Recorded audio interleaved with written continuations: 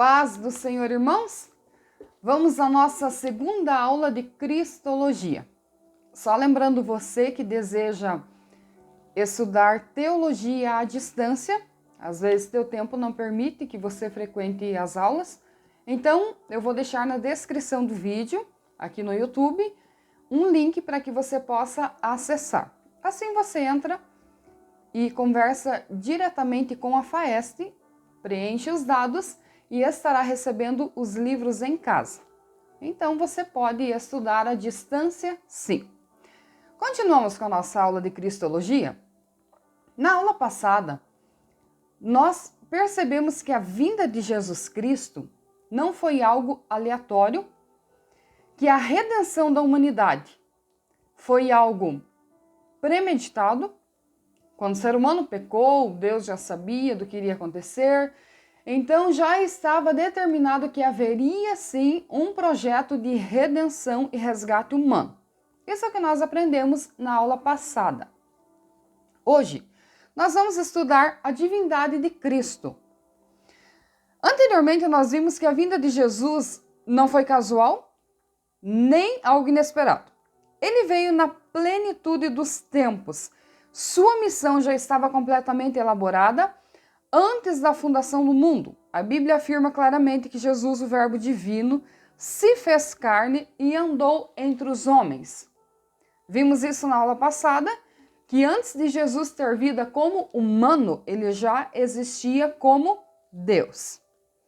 Vamos analisar então as características exclusivas de Deus em Jesus Cristo. Primeiro, ele é chamado Deus.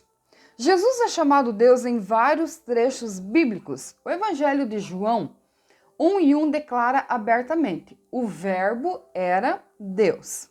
Em Hebreus 1:8, lemos a declaração do Pai que diz acerca do Filho: o teu trono, ó Deus, subsiste para todo sempre. E em João 20:28, Tomé afirma sua fé dizendo a Jesus: Senhor meu e Deus meu. Aqui são expressões que deixam claro a sua divindade. Chamado Filho de Deus. No Antigo Testamento, o termo filhos de Deus é empregado para indicar homens e anjos. Mas no Novo Testamento, filhos de Deus se refere a Jesus. Nosso Senhor muitas vezes aplicou a si esse título. Você vai encontrar no Velho Testamento falando sobre os filhos de Deus. Você vai ler vai perceber essa expressão. Então, guarde essa diferença do Velho Testamento para o Novo. No Velho Testamento está se referindo às pessoas em si, pessoas influentes, enfim. Está se referindo a anjos, como no caso de Gênesis 6:2, Jó 1:6. Mas no Novo Testamento, guarda essa diferença, fala de Jesus, isso está em Lucas 1:35. Quando ele perguntou aos seus discípulos: quem dizeis vós que eu sou? Pedro respondeu por inspiração divina: tu és o Cristo, o Filho do Deus vivo. Lembrando que Jesus se revelou para poucas pessoas como o Messias, pouquíssimas. Em Mateus 14:33, após presenciar o milagre da calmaria do mar da Galileia, realizado por Jesus, os discípulos o adoraram dizendo: verdadeiramente, tu és filho de Deus. E em Mateus 8:29, até os demônios reconheceram a divindade de Jesus, gritando: que temos nós contigo, ó Filho de Deus? Eu acho essa parte muito interessante, porque às vezes as pessoas não compreendem o plano de Deus, não entendem quem é Jesus. Mas os demônios sabem. Os demônios reconhecem. Eles vieram da esfera espiritual também, sabem muito bem quem é Jesus, e no momento em que Jesus vem para os expulsar, eles então revelam a essência de Jesus. Em João 1:30, Jesus diz assim: eu e o Pai somos um. E ao ouvir isso, os judeus pegaram em pedras para atirar por haver proferido aparente blasfêmia. Lembrando que, como os judeus não aceitaram Jesus como Messias, então para eles Jesus é apenas um blasfemo. Jesus é apenas um líder, um profeta, mas não o Filho de Deus. Você tem que compreender essa parte também. No versículo 36 do mesmo capítulo, Jesus lhes perguntou: então, daquele a quem o Pai santificou e enviou ao mundo, dizeis: tu blasfemas, porque declarei, sou filho de Deus? Vemos que apesar de Deus, o Filho, se fazer homem através da encarnação, não perdeu a sua divindade. Ela se demonstra invariavelmente por meio dos nomes a ele aplicados. Agora nós vamos analisar alguns nomes que foram aplicados a Jesus Cristo. Primeiro, ele é chamado Senhor. Cristo é chamado Senhor Jesus 21 vezes no Novo Testamento. Esse vocábulo quer dizer possuidor, dono ou patrão em relação a escravos ou propriedades. Isso está em Mateus 25:19. É também um título de respeito, João 20:15, Atos 9:5. Na versão grega do Antigo Testamento, Adonai e Jeová são traduzidos como Senhor. Esse título foi dado a Jesus no seu nascimento, que está em Lucas 2:1, e foi mais tarde aplicado por João Batista, Lucas 3:4. Em ambas as referências indicam claramente Jeová. Em Atos 9:17, lemos as palavras de Ananias: Saulo, irmão, o Senhor me enviou, a saber, o próprio Jesus que te apareceu no caminho de onde vinhas. E em Atos 16:31, Paulo e Silas proclamaram ao carcereiro: crê no Senhor Jesus, e será salvo tu e a sua casa. Quando Jesus é referido aqui como Senhor, nós devemos compreender que o Senhor, ele era servido pelos servos, pelos trabalhadores. Então, quando nós aceitamos Jesus como Senhor da nossa vida, significa que nós temos que obedecê-lo. É um relacionamento de amor, de respeito, mas baseado também na obediência.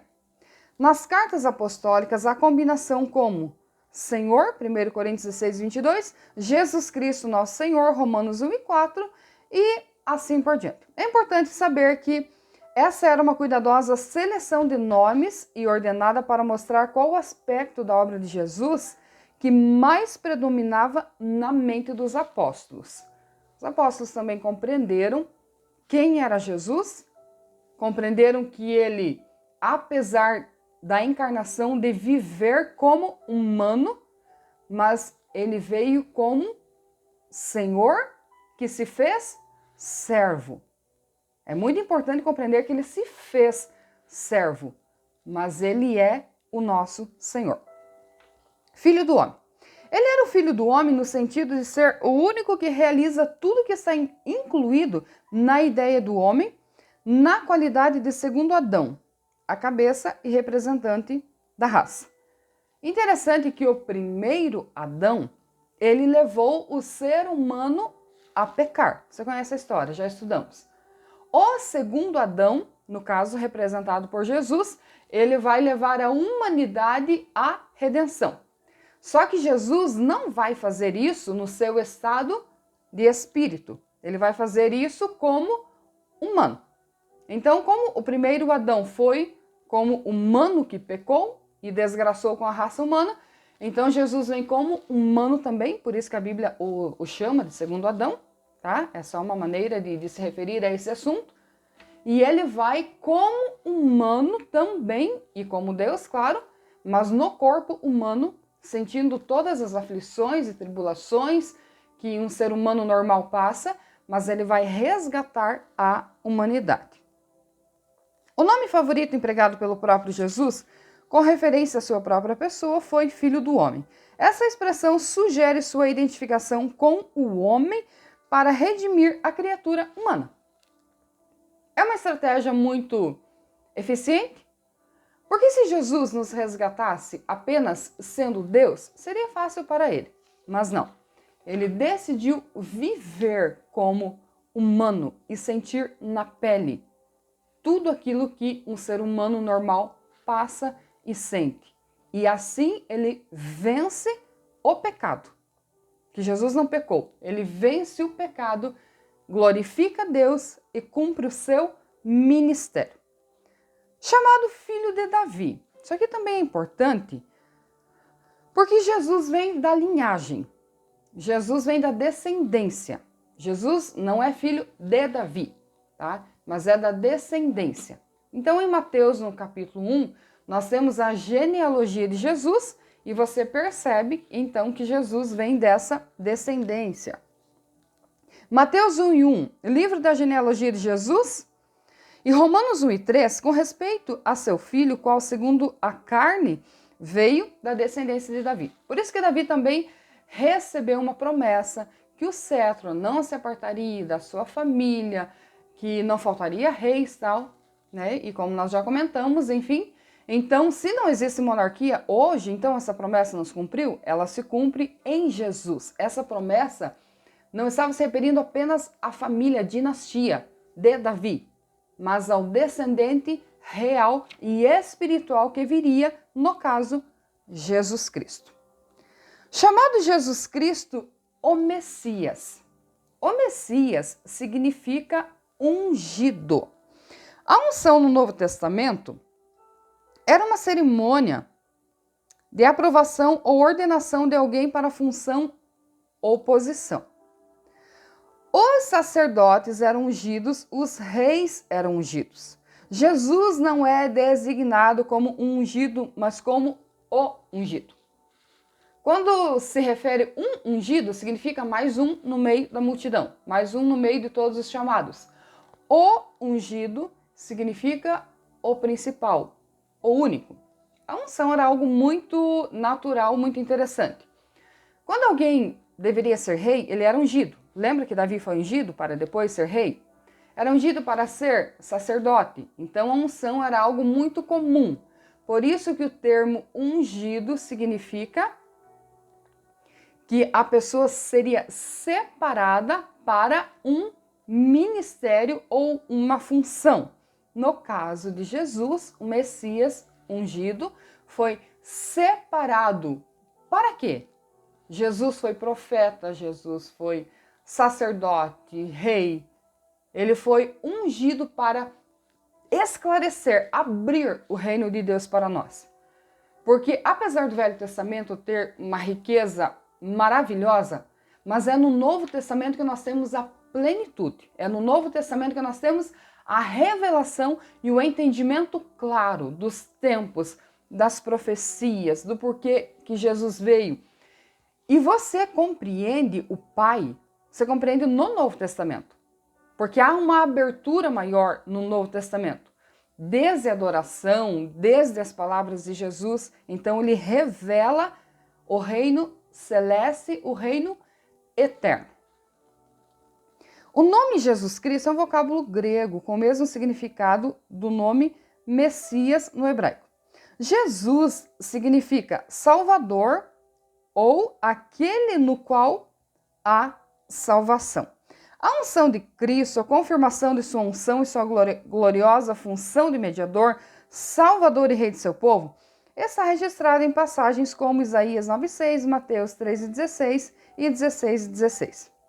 Desde a queda do homem, que temos a primeira promessa específica de vitória sobre Satanás, indicando que tal vitória seria alcançada pela semente da mulher, isso é por um homem. Deus fez um pacto com Abraão, reafirmou esse pacto diversas vezes ao longo da história do Velho Testamento, com Jacó, Judá, com Davi, ou seja, o Messias prometido viria dessa linhagem.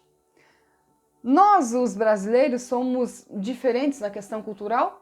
O máximo que você deve saber dos nomes é dos teus bisavós. Algumas exceções de pessoas que talvez saibam o nome dos seus tataravós. Mas a maioria de nós não sabe, não conhece e não se interessa em saber. Para o povo judeu, não. A descendência, a genealogia é importante. Por isso que nós temos a linhagem, a descendência de Jesus Cristo. E o plano veio se concretizando de gerações em gerações, até que chegou o momento da sua encarnação. Vamos então agora, no Novo Testamento, O nome Jesus é citado 1172 vezes, Cristo é citado 429 vezes, em 684 citações lhe é atribuído o título divino de Senhor e em 2 citações lhe é atribuído especialmente o nome de Messias. Lembre que Messias significa ungido, separado para uma ordem, uma função. Vamos agora às funções do Messias. No início do livro de Hebreus 1, do 1 ao 4, observamos algumas declarações sobre Cristo. Lembrando que o livro de Hebreus é um livro muito bom para você entender a vida de Jesus Cristo, e ele fala muito do costume judaico, ele fala muito das tradições, ele fala muito das formas de adoração. Então ali você tem uma riqueza muito grande e tem Cristo sendo revelado. Primeiro, a mensagem que Cristo nos deu é semelhante à dos profetas, ou seja, Jesus Cristo é profeta. Por quê? A função do profeta era trazer uma mensagem de Deus ao povo. Jesus traz uma mensagem de Deus e traz uma mensagem própria, porque ele também era Deus. Então ele passa essa mensagem para o povo. Que mensagem foi essa? De salvação, de arrependimento, chamando as pessoas para ter uma vida voltada para Deus, não ritualística, mas experimental, prática, cristianismo prático, simples, verdadeiro. Então Jesus chama a atenção do povo, mas ele traz essa mensagem de Deus. Mensagem de confronto, de arrependimento, ela vem do céu. Isso não é coisa humana, tá? Coisa humana é bajular ego, é agradar, é passar a mão. Jesus não. Ele revela exatamente o pecado. Então, isso é ser um profeta de Deus. Não no sentido de lançar apenas em rosto, mas no sentido de conscientizar e lembrar que existe um Deus e que cada ser humano irá prestar conta um dia com esse Deus, crendo ele ou não. Essa é a função do profeta e Jesus desempenha essa função. Os profetas do Antigo Testamento eram os porta-vozes de Deus, os seus emissários. Jesus é a revelação soberana do Pai, de seu anseio, de seus propósitos e desejos. Interessante que Jesus fala do céu, do inferno, Jesus fala de Deus, Jesus fala de Satanás. Na verdade, Jesus nos conscientiza sobre o reino espiritual. Que as pessoas tendem a viver no mundo natural sem compreender o mundo espiritual. E Jesus deixa muito claro e nos conscientiza a respeito do mundo espiritual. Segundo, ele fez a expurgação dos nossos pecados. Ou seja, Jesus Cristo é sacerdote. Qual é a função do sacerdote no Antigo Testamento? O sacerdote desempenhava um papel muito importante quando uma das principais funções era fazer o ritual, o sacrifício para apagar os pecados do povo. Jesus também fará o trabalho de um sacerdote. Só que a diferença é que ao invés de usar um animal para fazer o sacrifício, ele próprio vai se entregar como sacrifício. Então o pecado não será apagado. O pecado será literalmente perdoado por causa da morte do Filho de Deus. Ele não é apenas autor das coisas, mas também é apresentado como herdeiro de tudo. Ou seja, Jesus Cristo é rei. Jesus também é apresentado como rei. Você tem que compreender Jesus antes da encarnação, sendo Deus, durante a encarnação, o seu desempenho ministerial aqui na Terra, e, em terceiro lugar, quem ele é depois da ressurreição. Tá? Não pense você que no Apocalipse Jesus vai vir como hoje nós temos referências, que ele é o nosso advogado. Não, ele virá como rei. Então você apenas precisa dividir as eras, os tempos, as fases, para que você compreenda. Ora, uma hora ele é servo, ele é Deus, ele é rei. É só você dividir as fases e aí você vai compreender como ele se apresenta em cada fase. Durante a sua encarnação, se apresentou como homem, viveu como homem, cumpriu o ministério, teve uma morte de vilipêndio, de desonra, para nos trazer salvação. Mas agora ele virá como rei, por isso que a Bíblia o apresenta como rei. Em muitos trechos do Velho Testamento encontramos referências à majestade e ao reino de Cristo, o Rei dos Reis, que vence o inimigo e garante vitória para si e para seu povo. Então Jesus é nosso profeta, sacerdote e rei. Quando aceitamos a Cristo em nossa vida, ele adentra como Salvador, como representado pelo sacerdócio, ele entra como rei, representado pelo termo Senhor. Como profeta, ele é a palavra de salvação, de orientação, admoestação, correção e julgamento, ou seja, agrega as qualidades de Salvador e Senhor. Se pecarmos, estamos indo contra o seu posicionamento como Senhor da nossa vida. Se deliberadamente nos envolvermos em algo errado, estamos negando a regência que ele tem por direito. Nos disciplina como rei que ele é, nos ama e nos quer arrependido ao pé da cruz para o recebimento do prometido perdão, pois ele é o nosso Salvador. A Bíblia não dá conforto a ninguém que vive na dubiedade, ou seja, sem posicionamento espiritual. Para servir a Cristo não é algo simples, não. Muita gente não consegue. Servir a Cristo é algo muito interessante, glorioso, mas que requer uma entrega 100%. Claro que nós temos pessoas que estão em processo de transformação, de libertação, isso é uma coisa, mas o cristão que já está há tempo servindo a Cristo, ele já tem que ter vencido esses processos e ele tem que ter entregado a sua mente 100%, ou seja, eu tenho que servir Cristo em todas as áreas da minha vida. Não tem como eu ser fiel numa área e infiel na outra. Tenho que ser fiel em todas as áreas. Por isso que quando você vai em uma igreja, você ouve uma palavra de pecado e de confronto. Aí tem pessoas que dizem, por que falar isso na igreja? Porque para isso existe a igreja, para te aprimorar e te ensinar o caminho da eternidade. Se você vai entrar e andar e permanecer no caminho, é um problema pessoal. Mas a função da igreja, dos obreiros hoje, é reflexo do ministério e da vida de Jesus.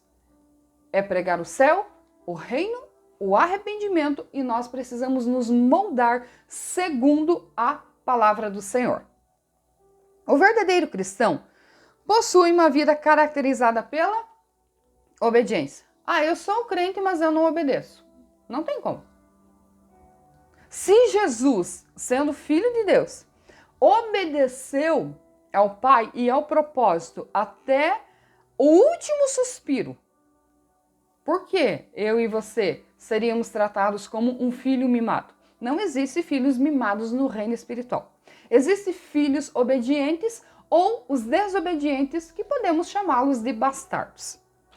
Vamos agora a outro ponto. Jesus Cristo, perfeito sumo sacerdote. Quem era o sumo sacerdote? O chefe dos sacerdotes. Por isso que os sacerdotes usavam um tipo de roupa.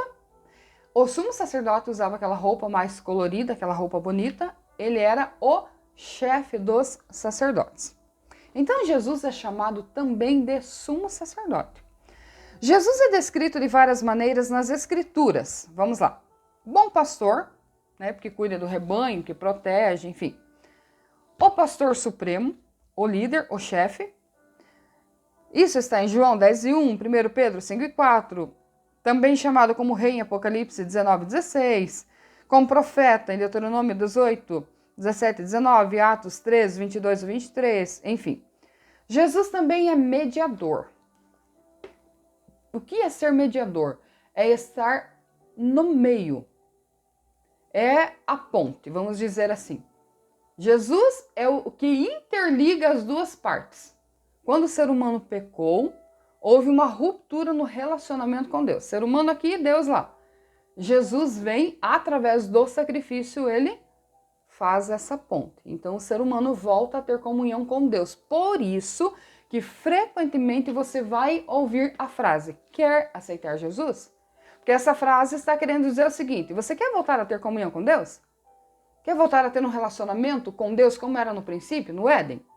Essa frase tão simples, ela tem um significado muito profundo e muito importante. Jesus é um mediador que reconcilia a humanidade com Deus através do seu sacrifício, através do nosso arrependimento, do perdão de Jesus Cristo, e a justiça de Deus é satisfeita.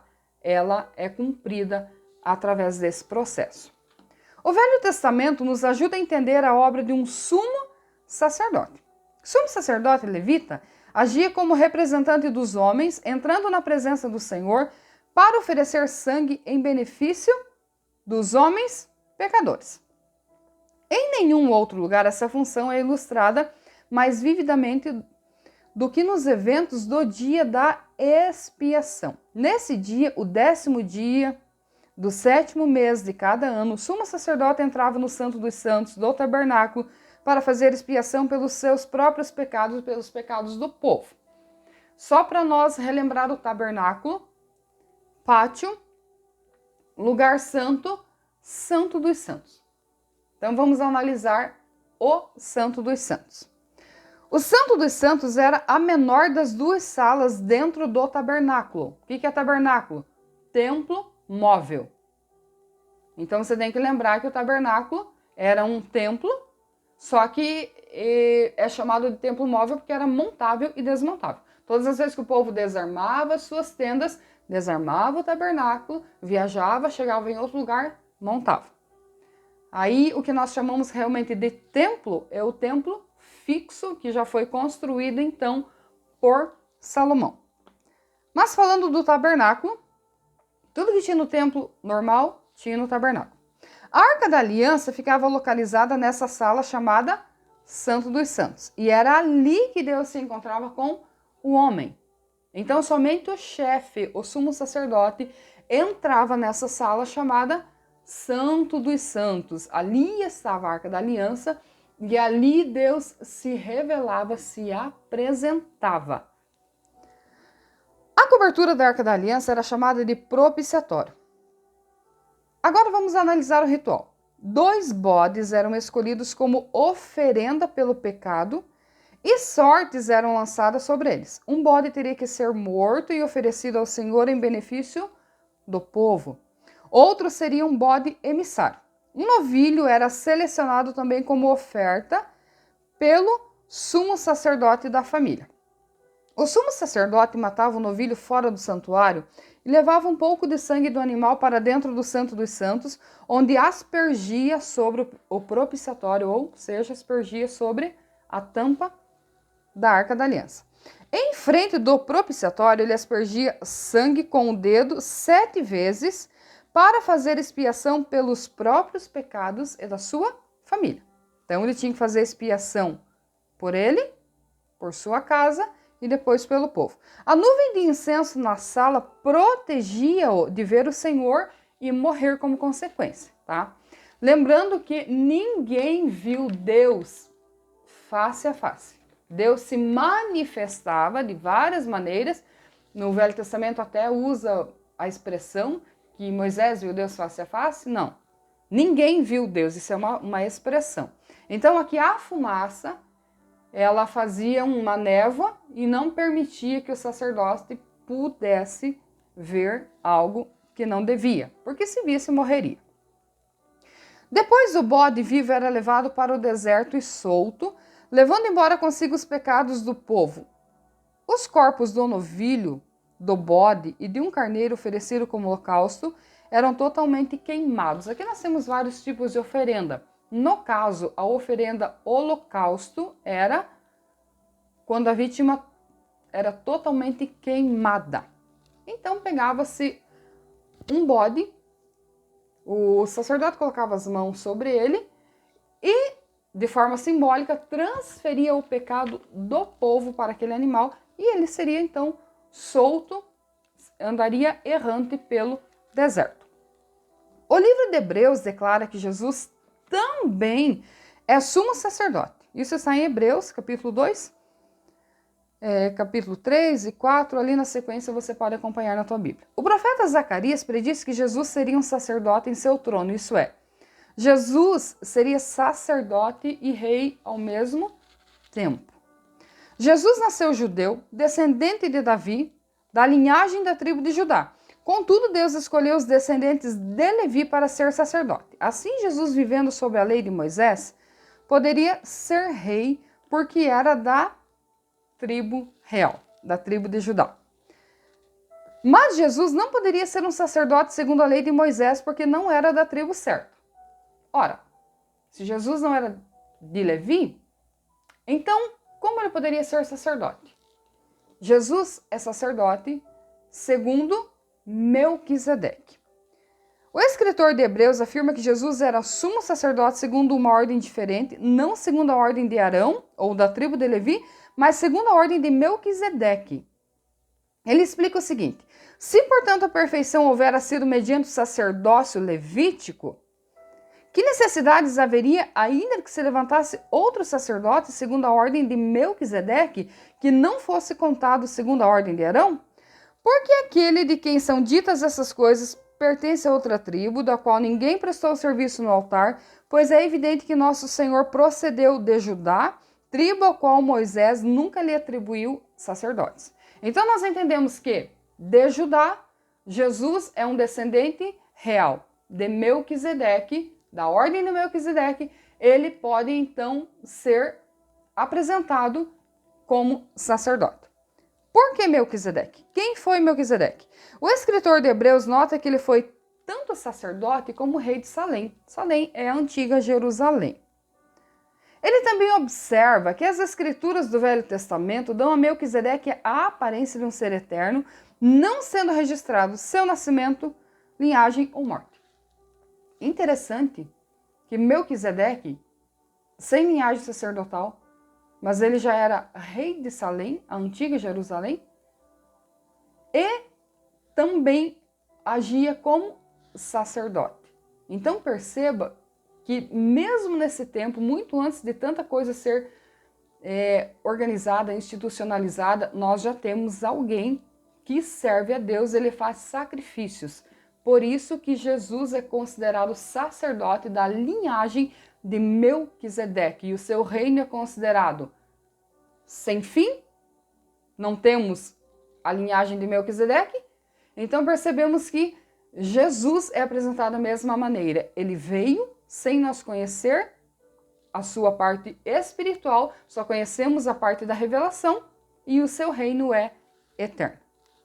Antes, durante e depois, no tempo estabelecido por Deus. Jesus é rei e sacerdote ao mesmo tempo, em cumprimento da profecia de Zacarias. Mas ainda Jesus não ofereceu o seu sangue num tabernáculo físico. Não por mãos humanas, ele ofereceu o seu sangue na presença de Deus no céu.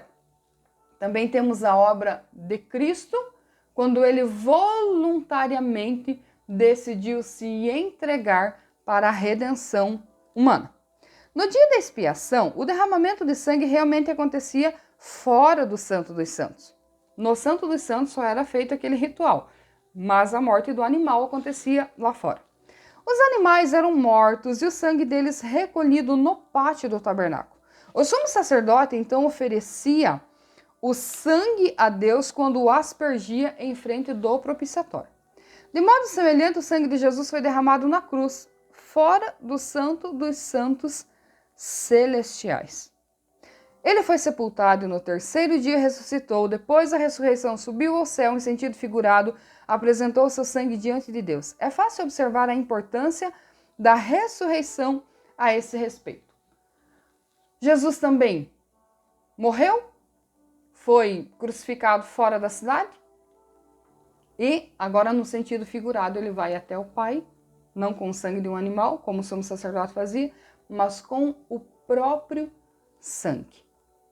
Então, você percebe que o sangue de Jesus na Bíblia na Escritura, ele denota redenção, resgate, salvação. Antes que o sumo sacerdote pudesse fazer intercessão pelo povo no dia da expiação, tinha que oferecer um novilho pelos próprios pecados. Jesus, contudo, ainda que tenha sido tentado, era sem pecado. A diferença de Jesus para o sumo sacerdote do Antigo Testamento é que Jesus não tem pecado. Foi tentado? Sim, foi. A Bíblia deixa claro a sua tentação no deserto, em outras vezes que Jesus foi confrontado e tal, mas Jesus não veio aqui para pecar. Hoje, nós temos muitas pessoas tentando denegrir a imagem de Jesus Cristo a respeito do pecado. Entenda que eu e você, como humanos, somos sujeitos ao pecado. Ainda que com a graça do Senhor, podemos vencê-lo. Mas Jesus é imune ao pecado. Ele é o Filho de Deus. Então, por que Jesus viria aqui na Terra se fosse para se envolver com o pecado? Não tem o porquê e não tem necessidade. O nível espiritual, ele é diferente. As tentações, os pecados, existem para nós humanos se cedermos às tentações. Toda concupiscência, o desejo carnal, isso faz parte da nossa composição humana. Entenda que Jesus viveu num corpo humano, mas a sua essência era espiritual divina, portanto, imune ao pecado. Jesus pode entrar na presença de Deus sem uma nuvem de incenso para protegê-lo, porque ele não tem pecado. Aqui também tem algo bem interessante, como eu falei para vocês, né? O sumo sacerdote entrava no Santo dos Santos e tal, e havia aquela nuvem. Jesus não necessita disso, porque ele é parte do próprio Pai. Então o seu acesso é direto ao Pai. Fica evidente que o serviço sacerdotal de Jesus é superior em outro ponto importantíssimo. Jesus não ofereceu diante de Deus o sangue de um animal, um sacrifício inadequado para o perdão, Hebreus 10:4. Em vez disso, ele ofereceu seu próprio sangue, tornando-se assim tanto sacerdote como o sacrifício. Interessante, né? O sacerdote, ou sumo sacerdote, apresentava o sacrifício. Jesus aqui é tanto o sacerdote quanto o sacrifício. Por isso é considerado e chamado o sacrifício perfeito. Por isso que no cristianismo nós não temos os rituais judaicos, tá? Ainda que o cristianismo é uma religião que saiu do judaísmo, mas nós temos uma linha diferente a respeito da salvação e da redenção. Nós não precisamos de intermediários humanos. O nosso próprio intermediário, o nosso próprio mediador é o Senhor Jesus Cristo. Interessante que quando nós dobramos nossos joelhos hoje, por causa do sacrifício de Jesus, nós temos um acesso direto. Todo ser humano pode falar diretamente com Deus, sim, por causa de Jesus e do seu sacrifício. Pelo fato de seu sacrifício ter sido realizado para o perdão dos pecados, precisou ser feito uma única vez, em contraste com o sacrifício dos sacerdotes do Velho Testamento que eram oferecidos ano após ano. Então, no Velho Testamento, lá estava ano após ano todos aqueles rituais, todo aquele sacrifício, aquelas festas. A partir do momento que Jesus sobe na cruz e cumpre o propósito, aboliu seu sacrifício. Abre parênteses para nós cristãos, porque os judeus ainda creem no sacrifício e ainda voltarão a sacrificar. Mas para nós cristãos, não. A cruz é o ápice. Ainda que no mundo antigo, a cruz era considerada algo de vilipêndio, de desonra, foi essa atitude de Jesus em algo que era considerado desonroso, morrer na cruz. Era considerado para crimes hediondos. A cruz se transformou em glória para nós, porque é a partir dessa morte que a redenção, o perdão, a salvação entrou nas nossas vidas. No tabernáculo e no templo do Velho Testamento, somente o sumo sacerdote podia entrar no Santo dos Santos uma vez por ano. sempre com sangue como oferta pelo pecado. Agora, entretanto, o caminho para o Santo dos Santos Celestial está aberto por causa da obra sacrificial de Jesus. Deus mostrou o significado da morte de Jesus rasgando o véu que separava o Santo dos Santos do lugar santo quando Jesus morreu.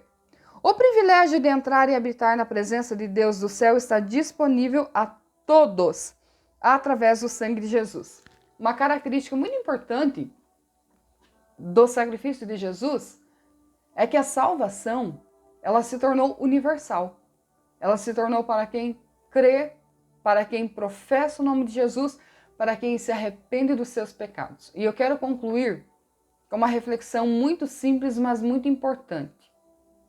Eu acredito que a maioria das pessoas não compreendem o sacrifício de Cristo. Porque se todos compreendessem o plano da salvação, da redenção, todos os processos, as fases, até a concretização desse plano, as pessoas se voltariam 100% para Deus. Mas tem uma maneira muito simples. Ore, peça ao Espírito Santo que abra o teu entendimento e te faça compreender as coisas espirituais. Eu posso falar com Deus e Ele ouvirá o meu coração, porque Jesus cumpriu o sacrifício, o véu do templo foi rasgado, que representava a separação de humanos e Deus.